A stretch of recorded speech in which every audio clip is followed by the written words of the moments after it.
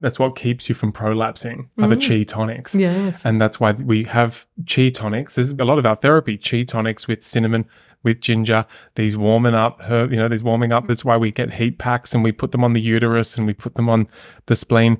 These are, and everyone, I'm sure you would have seen it in practice so many times, the amount of people who are like, oh God, I can't believe how well that works. It's like, yeah, it wasn't surgery, wasn't some like hormone expert doing all this stuff. It really is that simple. Yes. The chi and your organs do control that which prolapses. Yes. And I was so against cold that even in my chiropractic training and working trackside with athletes and ankle sprains, I still never put ice. I always put heat. And I've gone from helping people limp, not be able to walk in with Achilles, for example, an Achilles tear, and using gua sha, chiropractic, and taping, and they walk out and heat, and they walk out of there. And they're like, my goodness, this is amazing. And I want this knowledge everywhere for everyone to access. Yeah. Can you talk more about not using ice and using heat? Because that trips out a lot of people. Yeah, well, there's so much online about ice and increasing your neural adaptivity zone by exposing yourself to cold so that your body starts to adapt in your nervous system, right? Is the basis of doing all of those things.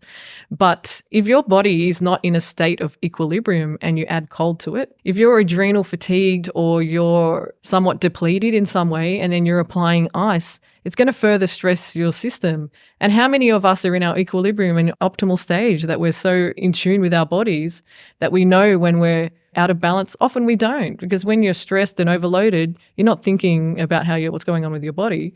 And you're talking about when you get like an acute injury as well, like a sprain, that kind of thing? Yeah, sprains, muscle tears, hamstring tears, meniscus, all of those things. Because they still do that. That's still exactly what they do on every football team, every football They still field. do that. And athletes operating at that level, and they're being fed nutrients and they've got nutritionists and they've got all of those things that keep them in optimum health, that it squeezes the cells from going from cold to hot and flushes out the inflammation. Fantastic use if it's in the right application.